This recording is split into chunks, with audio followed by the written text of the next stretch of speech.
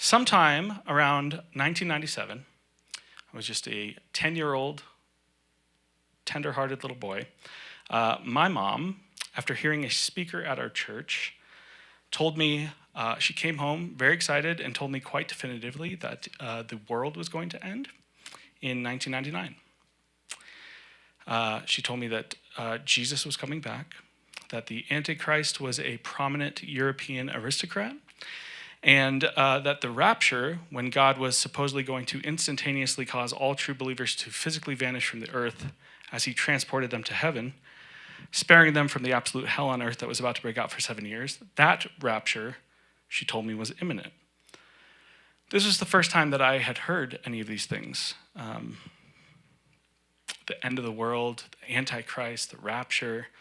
My mom was like elated as she talked about these things, and I was absolutely terrified, as you can understand a 10-year-old might be, and continued to be for several more years.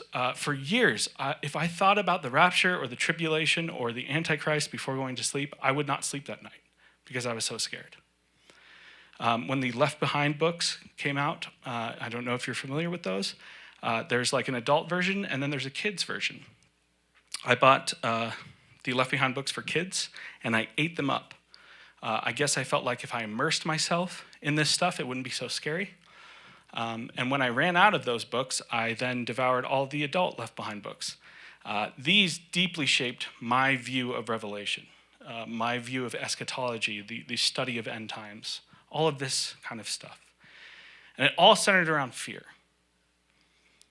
Fear of not being right with God when the rapture came, or being persecuted and killed for being a Christian by a one-world government, fear of being on earth while it was destroyed and then eventually being in hell for eternity. I know that I'm not alone in this experience because even before the Left Behind version, there were different iterations of this kind of book and narrative and things that came out. But the Left Behind books sold like hotcakes. Do hotcakes sell? Like, why is that a saying? It's true, they do, and I buy them. Sorry, I just was like, why is that even a thing? Anyway, so they sold millions and millions and millions of copies of these books. If you lived through the later half of the 20th century, especially through Y2K, your understanding of the end of the world was, at least at some point, influenced or shaped by these ideas. The Left Behind series and the larger interpretive framework that it draws upon have such a stronghold on the general American evangelical understanding and approach to the end times and the book of Revelation. But it is possibly the worst and most irresponsible approach to understanding this last book of the Bible, which was a huge relief to me when I learned that years later. And it just bothers me to no end that it is still the case that this is what most people think about this book. A more accurate vision of Revelation, let's talk about a few things that it's not. It is not a timeline of current events allowing us to predict end time events. It is not a code of identifying the Antichrist. That word does not even appear in Revelation. It's not about escaping from this world to heaven. Believe it or not, there is no rapture in the book of Revelation. The earth is recreated and renewed, and that's where everyone ends up, not in heaven. It's not about barcodes or microchips or vaccines or helicopters or nukes or one world governments. It's not about any of these things. Instead, it is a beautiful message to inspire hope and incite faithfulness to Christ in the midst of godless, murderous societies captured by evil. And I am very excited to get to talk about it. Controversies abound surrounding this book. It's very similar to when we talked about Genesis two years ago now, almost. It doesn't matter what I say. I will make someone mad. And that's okay. Like, we can believe different things about this and still be part of the same church. There are a wide breadth throughout history of interpretive stances on this book. Obviously, I think that what I'm saying is true, otherwise I would not say it to you on a Tuesday night. But there's just no way to get around that the ideas and the stances and opinions surrounding this book are really charged and things that people hold really firmly to, which I understand. But we'll see what happens. Last time when I taught in Genesis, one of the videos that we posted, people got really, really angry about. And there's like, I don't know, like 10,000 comments at one point, and I just stopped checking because people can be really mean on the internet. I don't know if you guys knew that. Have you ever tried reading Revelation? Just raise your hand if you've tried. Have you ever, at any point while reading it, just thought, what on earth is this? How did that get in there? Are we sure that this is right? Am I being pranked? Like, did someone glue a book into the back of here? What is this thing? It is complicated. It's complex. It's strange. It's intense. It's a very challenging thing to talk about. It's a very challenging thing to try to create a teaching series around where each iteration is 25-ish minutes over just a few weeks. I am not going to be able to cover everything that happens in this book in depth. I'm not going to be able to cover everything that happens in this book on a surface level. There are things that we are going to skip over because we have to. I'm auditing a class at my seminary right now, and I haven't gone the past few weeks because I'm not sure I'm going to keep doing it. But it's a few hours of reading every week, plus 2 hours of class time every week for 16 weeks, and we're still not hitting everything in that amount of time. So like, we could talk about this book for a year on Tuesday nights and maybe like hit 75% of it. So let's start to talk about what this thing is to try to get a better handle on it for the weeks that precede. What is Revelation? Understanding the genre of this book matters a lot. Understanding the genre of any literature matters a lot. When you know the genre, it helps you understand what it is. So like if reading a love letter is very different than reading a shopping list, right? Reading a presidential address is very different than reading a Robert Frost poem, even if sometimes they're both nonsensical. Understanding what genre you're dealing with helps you know how to read it. Revelation is a mixture of genres, because of course it is. It can't just be simple and straightforward. It is part epistle, which is a letter to a broad audience. It is part prophetic literature. When we hear the word prophetic, we tend to think future telling. That's not what that word means. It is a proclamation of a message from God containing both comfort and urgent warning. So it is in part prophetic. But it is predominantly this tiny genre of literature called apocalyptic literature. It is an apocalypse, which the Greek word there means unveiling or revealing, which is why we call it revelation. That is the basically English translation of apocalypse. It is not revelations. So if you talk to your parents about that you're going through this book of the Bible and they call it Revelations, you can say like, just one. There's only one revelation, not revelations. A literal definition of what an apocalypse is, this genre of literature. You're going to love this definition. A genre of revelatory literature with a narrative framework in which a revelation is mediated by an otherworldly being to a human recipient, disclosing a transcendent reality that is both temporal insofar as it envisages eschatological salvation and spatial insofar as it involves another supernatural world. It is a message intended for a group in crisis with the purpose of exhortation and/or consolation by means of divine authority. Huh? I know it's a long day, it's a Tuesday night. You heard all that and you're like, cool. Your eyes glazed over. I have no idea what that's supposed to mean. Here's a much simpler narrative, or a much simpler definition. An apocalypse narrates a visionary experiences and uses symbolism to communicate deep and difficult truths about the nature of reality, God, and the world. That's basically what you need to understand. It was a very popular genre of writing from about 200 BC to 200 AD, especially in Jewish literature. Parts of our Hebrew Bible contain apocalypses, parts of Daniel and Ezekiel and Isaiah. There are extra-biblical versions or apocalypses. You may have heard of the books of 1st or 2nd Enoch or 4 Ezra, or a book called The Ascension of Isaiah. These things aren't in our Bible, but they were popular at the time. Apocalyptic literature is highly sensory, which means we're dealing with visions, dreams, someone describing what they have seen and heard. It is intensely symbolic. It draws on myths and cultural traditions, often layered within the text and numerous, like symbols often mean multiple things at the same time. You will see lots of numbers if you read through the book of Revelation: 2, 3, 3.5, 6, 7, 10, 12, 40, and all their multiples, and maybe the most famous number in Revelation ever, 666. All of these mean something far more than a literal quantity. Each has an idea associated with them that the author is using that number to convey. They're not trying to literally say the number. Something very interesting to this type of literature.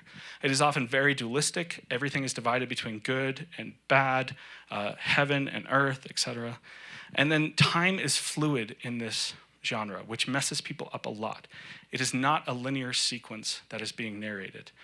It jumps back and forth in time, and then we have this thing called recapitulation, where some narrative is told, and then it goes back and tells that same story over again with different details. And if you think that that's a linear sequence, you think like the same thing keeps happening, but it's really the same story being retold in a different way. It can get very confusing, but it's also very cool when you understand what's going on. Those are just some of the aspects of what makes this literature unique. Just real quickly, the structure of how this book is laid out. The first 3 chapters are pretty straightforward. It's an introduction and message to 7 communities or 7 churches, which represents all churches, which we'll get into in a little bit. Chapters 4 through 5 take us up to heaven, and we see these visions of a heavenly throne where God and Christ are present. And then chapters 6 through 16, which is the bulk of the text, are comprised of 3 cycles of 7 judgments: seals, trumpets, and bowls. These are one of the things that are recapitulation, like the 7 judgments, the 7 seals. The 7 bowls are encapsulated in the 7 trumpets, which are encapsulated in the 7 seals. Don't worry about it. We'll get to it. It's really, really cool. Within each of these cycles are interspersed 10 different interludes, which are like almost standalone stories that break up the narrative. They give us more details, or they retell the entire story from a different perspective, from a different lens, and they jump around past, present, and future. And then the last few chapters of the book deal with the future, the judgment of the forces of evil, which is Satan or the dragon, his 2 beasts, and all of their followers, which, again, we'll get to. And then it also ends with the recreation of earth and God, and heaven and earth coming together, and God living on earth with us. This book draws heavily from much of the Hebrew Bible. In some ways, this Revelation is like the MCU, the Marvel Cinematic Universe of the Hebrew Bible. Like John just draws in all these different ideas that have been interspersed throughout the Old Testament and weaves them all together in like this insane, complicated, beautiful narrative, especially Genesis and Exodus and Ezekiel and Isaiah and Zechariah and Joel and Daniel. He even references some extra biblical apocalypses, like First Enoch, like I talked about, which was very, very popular at the time.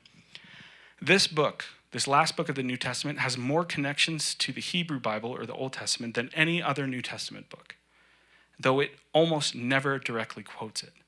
So unless you know your Hebrew Bible just insanely well, we miss a lot of the references that he's making. This author was steeped in the scriptures of the Hebrew Bible.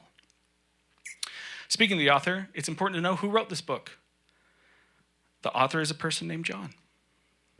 There you go. Some think that this was the Apostle John, who was one of the 12 disciples, one of Jesus' 12 disciples. Others think it was a different John who was also a prominent teacher in the later half of the 1st century. The truth is we don't know, and we can't be certain of who it is. Beyond the fact that it was a man named John, who was a prophetic leader in the early church community in Asia Minor, the area of Asia Minor. When was Revelation written? Again, it's hard to say exactly, but it was most likely in the 90s AD, during the reign of the Roman Emperor Domitian. Written post the Roman conquest of Israel, in which they destroyed Jerusalem, destroyed the temple, and the Jewish people scattered across the empire, no longer having their own country, their own kingdom, their own state. John writes from an island called Patmos, which he is either visiting for a missionary journey, similar to how Paul did, or he was sent there in exile for teaching about Jesus. It's not exactly clear. But he is writing to these churches from the island of Patmos. He writes to 7 churches in 7 towns of Asia Minor. There were no doubt literal Christian communities in these 7 places, but the number 7, again, as mentioned above, is symbolic. 7 was the number of perfection or completeness, and so symbolically, John is writing to the universal church. By saying these 7 churches, he's talking about all churches. These people in these communities are colonized people living under Roman rule. They're immersed in Roman customs and culture and propaganda, which included worshiping the emperor as a god in these particular cities. That wasn't necessarily true in all of the Roman Empire, but in these cities it was. Robin Whitaker, who's an author, describes John's audience this way. These Christian communities were generally not very powerful, influential, or even wealthy. They lived at the mercy of the empire and under the political whims of others far more powerful than themselves. They are not only politically powerless, they are also the minority. They lived within a dominant culture that held different beliefs and worshiped different gods. A dominant culture that, for various reasons, was growing less and less tolerant of this new sect of Judaism called Christianity and their refusal to get in line with Roman pagan customs and worship. Why? Why did John write this book? John wrote to inspire hope in God's people of a coming new creation, to encourage obedience and holiness, to warn against complacency and compromise, to inspire worship of the one true God, and to expose and critique godless, idolatrous, exploitative, murderous empires. That's a quote from my old seminary professor, Dr. Matthewson, whose class I'm currently auditing and ditching the past 2 weeks. Sorry. So John writes to encourage and admonish Christians who increasingly had to choose between maintaining their faith and compromising or giving in to the pressures of Roman rule. That's a lot of information I've just thrown at you. There's a lot of things that you're probably not familiar with. So how do we tackle this thing? How do we read this book of Revelation? Historically, there have been 4 kind of broad camps or ways to read this book. The first is something called the preterist view, which basically says Revelation was written for first century churches about first century topics. There's the historicists. I'm probably not saying that word right, but they believe that Revelation is a sketch of history from the first century to the end times. Futurists believe that Revelation is almost entirely, if not completely, about the future. This is kind of the popular folk theology. This is the stance of the Left Behind series, for instance. And then there's the idealists who believe that Revelation was written as timeless truths about God, church, the state, evil, and God's plan. Each of these views has varying degrees of truth to them. I primarily fall in some combination of 1, 2, and 4. But for our purposes, I want you to just kind of understand some of the guiding principles for how we're going to approach this book and how to do so responsibly. And I'm 100% ripping these off from Dr. Matthewson.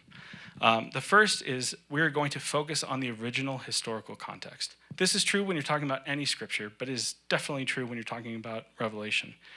Everything must be understood, first understood in light of the original historical context that it was written in.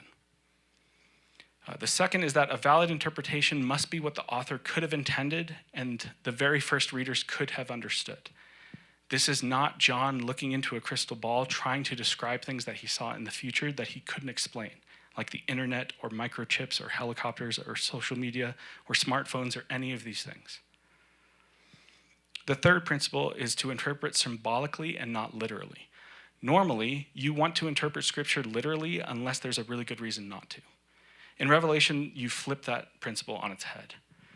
You interpret symbolically unless there's a really good reason not to, because The genre is an apocalypse. The fourth principle is that we focus on the theological meaning of the visions and symbols. We don't get bogged down in the details. The important thing is the overall meaning of the text, not decoding every little detail to make a one-for-one connection. You can probably lose your mind trying to do that. The fifth is that we should expect past, present, and future references. This is where it's kind of hard to break into one of those four camps. Revelation moves back and forth through time at will. It covers past, their contemporary, present, and their future. The sixth is that Revelation should inspire obedience and faithfulness.